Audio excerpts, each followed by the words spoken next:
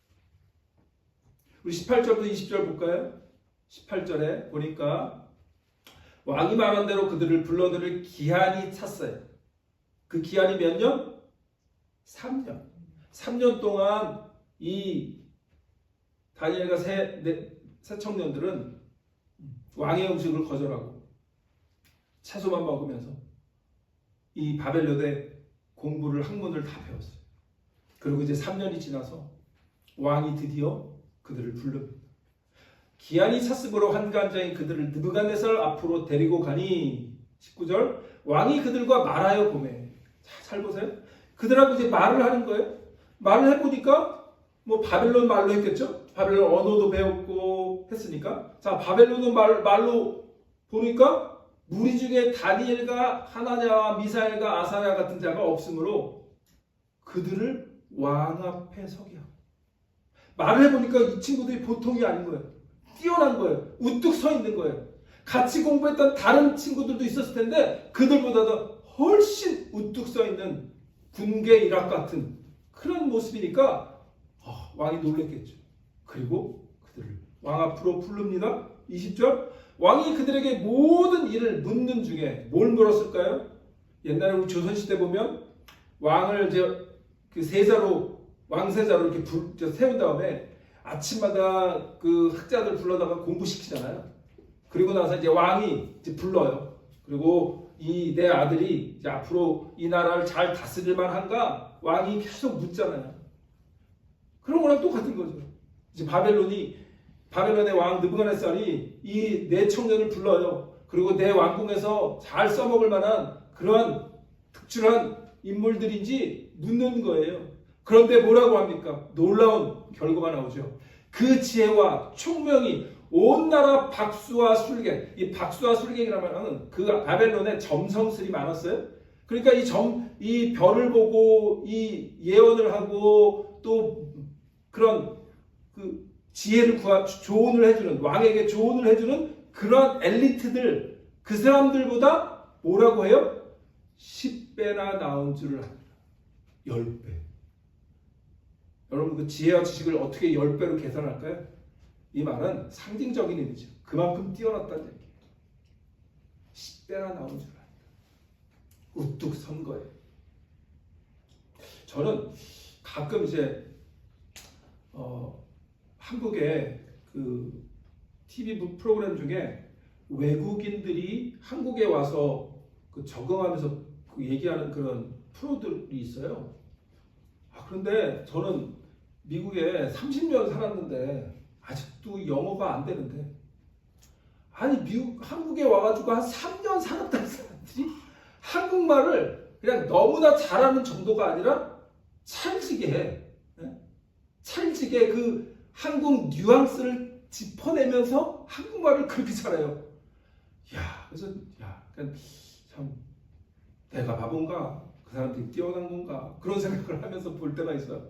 어떻게 저렇게 한국말을 잘할까? 점점 이제 K 문화가 이제 전 세계에 퍼지니까 한국말을 그 대학교에서 한국어과를 만드는 학교들이 전 세계적으로 점점 늘어나고 있어요. 참 세상이 바뀌었죠. 자, 그런데 지금 다니엘과 세 청년이 그거예요. 왕이 바벨론 말로 이렇게 말을 시켰는데 바벨론 말도 뛰어나. 근데 바벨론의 학문도 뛰어나. 다른 박수와 술객들보다 훨씬 더 잘 알아. 왕이 얼마나 감탄하고 기뻤겠어요. 지금 그걸 우리가 목격하고 있는 거죠. 그런데 중요한 건 그 지혜가 바벨론 왕만을 기뻐하기 위해서가 아니라 하나님의 앞에서 하나님을 경외하는 마음으로 거룩한 선을 긋고 3년 동안 이 바벨론의 음식으로 자기의 몸을 더럽히지 않기로 작정한 이 바벨론을 볼 때 왕이 어땠을까요? 저놈은 하나님을 믿는다고 하더니 뭔가 다르네? 이런 느낌을 받았을 거예요. 그것 자체가 뭡니까? 하나님을 증언하는 통로가 된 거예요. 우리의 탁월함이나 우리의 어떤 물질이 많은 것들, 우리의 지식이 뛰어난 것들, 이 세상에서 인정받는 것들, 그것을 우리는 우리 자랑으로 끝나는 것으로 끝나는 것이 아니라 다니엘처럼 그의 탁월함이 하나님의 살아계심을 드러내는 그런 통로가 되어야 될 줄 기억하시기를 바랍니다. 이 세상에서 하나님 그걸 원하시는 거예요. 그래서 우리에게 물질도 주시고 지식도 주시고 지혜도 주시는 거예요. 하나님을 모르는 자들은 그 모든 것들이 내가 잘나서 된 거라고 생각할지 모르지만 하나님을 믿는 사람들은 그것이 하나님께로부터 온 것이고 그래서 이 땅에서 하나님을 드러내는 통로로 그 지혜와 물질과 실력을 사용해라 라고 하시는 말씀입니다. 다니엘은 그 일을 아주 완벽하게 해낸 놀라운 인물입니다. 그런데 아까 우리가 솔로몬 얘기도 했지만 이 다니엘처럼 또 다른 인물이 이 하나님의 살아계심을 드러냈던 사람이 있죠. 누굴까요? 여기 사람 요셉. 요셉도 꿈을 해몽하는 자였어요. 그래서 요셉이 애국 감옥에 갇혀 있다가 바로의 꿈을 해석해주는 그런 일을 하게 되죠. 그러니까 성경에 보면 이런 하나님이 사용하셨던 그런 인물들 보면 그런 꿈을 해몽하고 해석하는 그런 은사를 더 주셨던 것 같아요. 우리 창세기 41장에 보면 요셉에 대해서 이렇게 얘기합니다. 같이 읽을까요? 바로가 그의 신하들에게 이르되 이와 같이 하나님의 영에 감동된 사람을 우리가 어찌 찾을 수 있으리라. 바벨론의 느부갓네살 왕이 다니엘을 보고 놀랬던 것처럼 애굽의 바로 왕도 요셉을 보고 놀란 거예요. 그리고 그의 모습에서 하나님의 성령에 감동된 모습을 보게 된 거예요. 그게 전도입니다. 여러분 우리의 삶에서 이 땅에 사는 동안 주위의 사람들이 여러분을 보면 저 사람 정말 하나님의 성령의 감동을 받은 사람이네 라고 듣고 살기를 원하십니까? 아니면 야, 저 사람 교회 다니야 되는데 왜 저러냐 라는 말을 듣고 살기를 원하십니까? 우리는 요셉처럼 다니엘처럼 저 사람은 정말 하나님의 영에 감동된 사람이야 라고 많은 사람들에게 칭찬받고 고백을 듣는 그런. 그래서 애굽 왕이 요셉을 보면서 뭘 본 거예요? 하나님을 본 거예요. 많은 우리의 주인 사람들이 나를 보면 예수 그리스도를 볼 수 있는 그런 모습이 되어야 될 줄 압니다. 물론 저도 부족하고 매일매일 삶 속에서 갈등하면서 나는 왜 이거밖에 못 될까라는 생각을 하면서 살지만 그러나 우리의 골은 이쪽으로 가는 거예요. 나는 어쩔 수 없어. 나 인간이 본성 자체가 연약해. 그러니까 뭐 그게 아니에요. 그럼 우리가 구원받을 의미도 없지. 하나님이 뛰어난 이름을 주사 우리를 구원해 주신 것은 내가 연약하지만 이 땅에서 부족하지만 그러나 우리의 골은 하나님께서 주신 그 골을 향해서 가는 거예요. 그래서 우리가 성경 공부도 하는 거고 말씀을 듣는 거예요. 아무쪼록 우리가 다니엘처럼 요셉처럼 이 땅에서 하나님께 주신 우리에게 어떤 뛰어남이 있다면 또 능력이 있다면 그것이 세상 앞에서 하나님의 이름을 드러내는 귀한 도구로 사용되어지는 그런 은혜가 있기를 주 이름으로 축원합니다. 그래서 예수님도 우리에게 이렇게 말씀하셨잖아요. 예수님의 제자들을 향해서 우리가 성도가 제자가 되는 것은 예수님이 이렇게 의미하신 거예요. 자, 우리 마태복음 5장 16절에 같이 읽습니다. 이같이 너희 빛이 사람 앞에 비치게 하여 그들로 너의 착한 행실을 보고 하늘에 계신 너희 아버지께 영광을 돌리게 하라. 아멘. 우리의 빛이 뭘까요? 그게 여기서는 착한 행실이에요. 그건 우리의 착한 행실뿐만 아니라 우리의 지혜가 될 수도 있고 우리가 가진 능력이 될 수도 있고 우리가 가진 물질이 될 수도 있고 우리가 가진 위치가 될 수도 있어요. 아까 저 보여드렸던 아브라함 카이퍼처럼 그분은 이 세상의 정치 분야에 가서 언론 분야에 가서 그리스도의 빛을 비췄던 사람인 거죠. 그리고 하나님 아버지께 영광을 돌렸던 거예요. 우리의 삶에서 물질이 많지 않아도 됩니다. 내가 어떤 위치에 뛰어난 위치에 없어도 됩니다. 그냥 내가 가진 직장에서 정직하게 일하는 것 한번 한 약속을 잘 지키는 것, 내가 맡겨진 일을 끝까지 성실하게 감당하는 것, 교회 안에서 책임 맡은 것 잘 섬기는 것, 가정에서 신실하게 서로 사랑하며 사는 것, 이런 것들이 우리의 빛이 되는 거예요. 그게 우리의 지혜가 되는 거예요. 하나님이 주신 놀라운 지혜, 그것이 되는 줄 믿습니다. 그러므로 이 땅에서 우리에게 주신 지혜는, 우리가 가진 어떤 플러스 알파의 은혜가 있다면 그것은 하나님을 증언하는 통로로 사용되어지는 은혜가 있기를 주의 이름으로 축원합니다. 마지막으로 세 번째 진리는 이겁니다. 우리 한번 따라해 볼까요? 시작! 세상은 무너져도 하나님의 사람은 보존된다라고 하는 거예요. 저는 요즘 최근에 베네수엘라에 지진이 막 나가지고 몇만 명이 벌써 죽고 실종되고 막 그래서 좀 안타깝다 이런 생각이 들어요. 그리고 이제 캘리포니아에도 비건이 올 거라고 그런 소식들이 들려와요. 그러니까 우리가 이 땅을 사는 것이 어떻게 될지 몰라요. 아까 베네수엘라에 있는 사람들이 휴일에 새벽에 막 그렇게 지진이 연속으로 2번 와가지고, 거기는 인프라도 약하기 때문에 더 피해가 많은 것 같은데, 그 사람들이 뭐 휴일에 가족들과 지내면서 내가 그렇게 될 줄 알았겠어요? 몰라요. 우리의 삶이 사실 한 치 앞도 우리가 예측할 수 없는 삶이에요. 우리의 경제가 그래요. 우리의 정치가 그래요. 우리의 환경이 그래요. 세상이 무너져지는 것 같은 느낌들이 많이 있어요. 그런데 마지막 21절. 이 21절 딱 한 절인데요.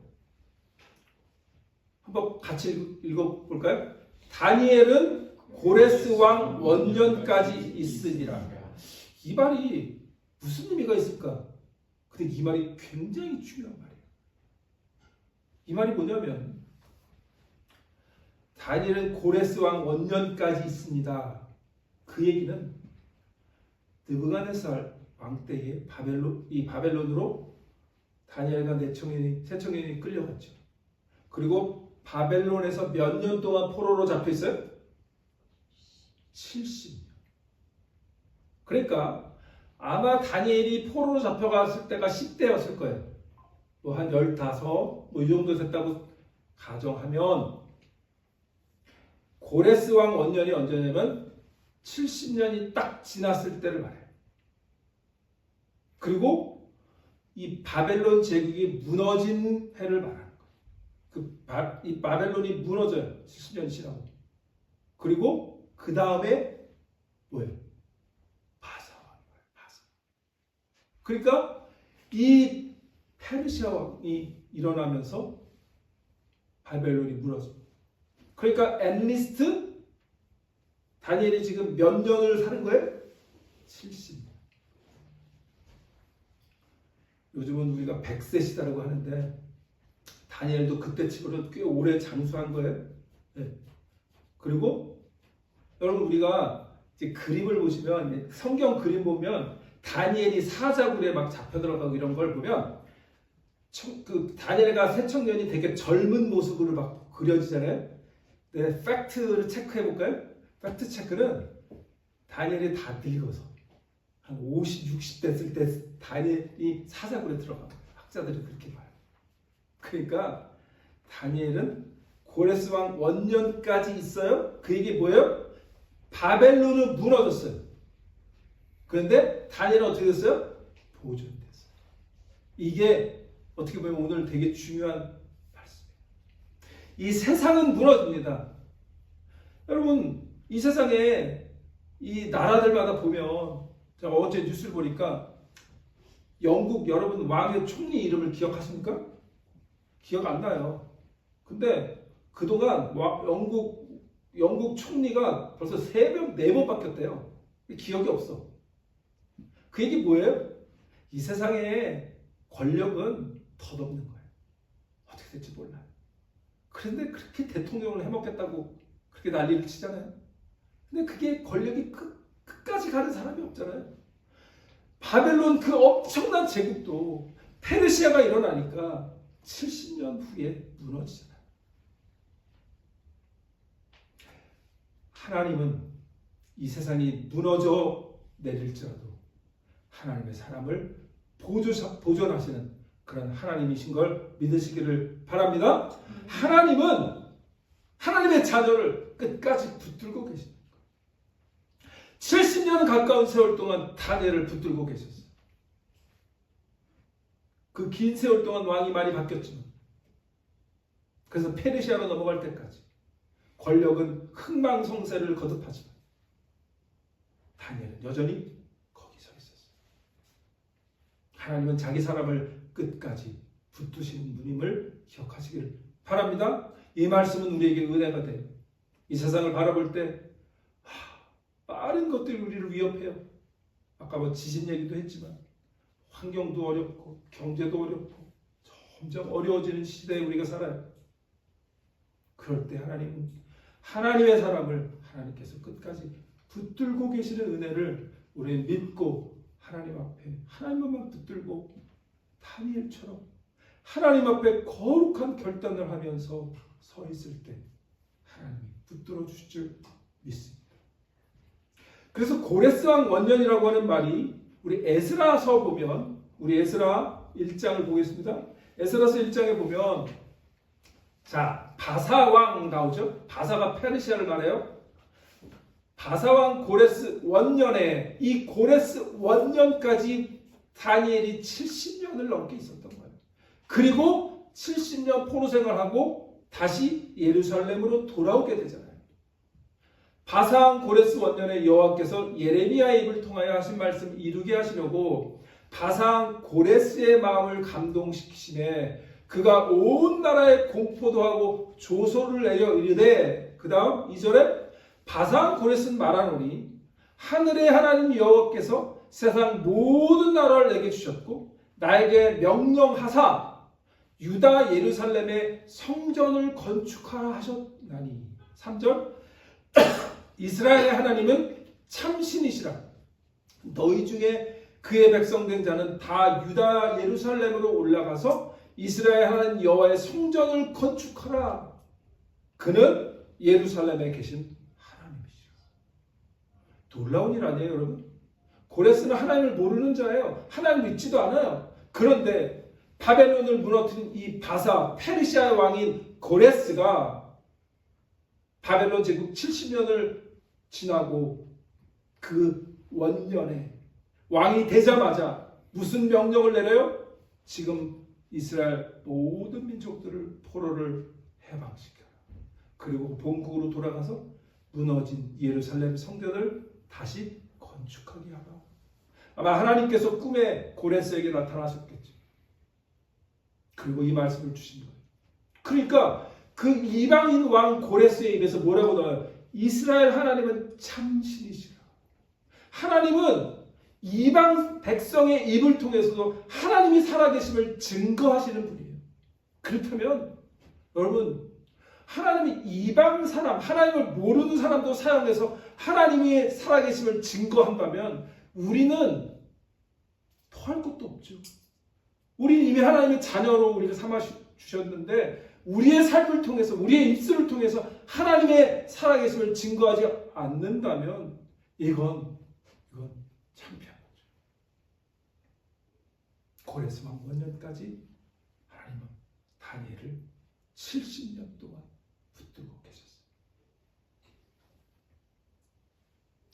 우리 교회가 성도님들 많으신데 이 나이나 드신 분들이 많잖아요.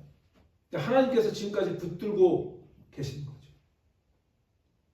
하나님께서 우리의 60년, 70년을 지금까지 하나님께서 여러분들의 삶을 붙들고 계신 거죠. 바울은 그래서 이런 하나님의 붙들고 계신 보존의 은혜를 이렇게 표현합니다. 빌립보서 1장 6절 같이 읽습니다. 너희 안에서 착한 일을 시작하시니가 그리스도 예수의 날까지 이루실 줄 우리는 확신하라. 아멘. 아까 우리 재림 찬양 불렀잖아요. 주님이 언제 오실 줄 우리가 기대하는 그런 재림의 소망을 가지고 사는데 우리 안에서 착한 일을 시작하셨어요. 그 착한 일이 뭐예요? 우리를 구원하신 일이죠. 우리를 하나님 자녀 삼은 일이죠. 그런데 그 착한 일을 시작하신 하나님께서 그리스도 예수의 날, 그분이 오시는 그 재림의 날까지 그 일을 완성하실 줄 우리가 확신합니다. 여러분들 구원하신, 그래서 언제 하나님을 만나는 줄이 알 수 없어요. 저는 목사들로 태어나가지고 어렸을 때부터 모태신앙이었기 때문에 그 60년 넘는 기간 동안 하나님께서 저를 붙들고 계셨음을 저는 믿어요. 여러분도 마찬가지죠. 다 다르죠. 어떤 환경에서 예수님을 알게 됐는지 알 수 없어요. 그러나 그 착한 일을 시작하신 하나님이 여러분의 삶을 예수 그리스도의 날까지 붙들고 가실 줄 확실한 믿음을 갖고 사시기를 주의 이름으로 축원합니다. 아멘. 그것이 바벨론에서 다니엘로 사는 은혜예요. 이 70, 80세가 넘은 이 다니엘에게 하나님께서 은혜를 주셔서 그 바벨론 땅에서 70년을 넘게 살았더니 나에게 이렇게 하나님의 은혜의 회복을 경험하는 날을 주셨구나. 다니엘이 아마 그렇게 은혜를 소회했을 거예요. 여러분, 나이가 이제 우리가 들어가면 들어갈수록 우리는 내 나이에 뭘 해, 이제 손주나 봐야지, 이런 얘기 하지 마시고, 하나님 오라고 명령하는지 잘 보세요. 우리 시편, 이 말씀 우리 크게 읽어봅시다. 시편 92편 시작. 그는 늙어도 여전히 결실하며 진액이 풍족하고 빛이 청청하니 여호와의 정직하심과 나의 바해되심과 그에게는 불의가 없음이 선포되리로다. 아멘. 크게 아멘 하세요. 아멘. 아멘. 네. 우리 70 됐다고 60 됐다고 여러분 뒷방 늙은이 그런 거 없어요. 요즘 100세 시대라면 늙어도 여전히 결실하며 뭘로 결실할 거예요? 자녀 다 봤는데 무슨 결실? 이게 아니라 우리에게 맡겨진 사명, 우리에게 착한 일을 시작하신 하나님께서 우리를 통해서 어떠한 결실이든 좋아요. 그리스도 이름을 드러내고, 그래서 이 5절 말씀처럼 뭐라고 합니까? 여호와의 정직하심과 나의 바위되심과 그에게는 불의가 없음이 어떻게 돼요? 선포되리로다. 내 삶으로 선포되겠다고 얘기하는 거예요. 이러한 고백이 여러분의 삶을 통해 나타나시길 부탁을 드립니다. 말씀을 이제 마칩니다. 오늘 이 세 가지 살펴봤어요. 참 지혜는 세상이 아니라 어디에? 하나님께. 그리고 그 참 지혜는 어떻게 쓰임 받아야 돼요? 하나님을 드러내기. 그리고 이 세상이 무너질지라도 하나님은 그분의 자녀를 어떻게 해요? 끝까지 보호하시고 보존하시는 그 은혜가 있는 줄 믿으시고, 이 한 주간 동안 다니엘처럼 이 미국 땅 바벨론 같은 이 세상에서 다니엘처럼 참 지혜로 이 땅에서 우뚝 서는 우리 디사플께 하나님 자녀들 되시기를 주 이름으로 축원합니다. 아멘.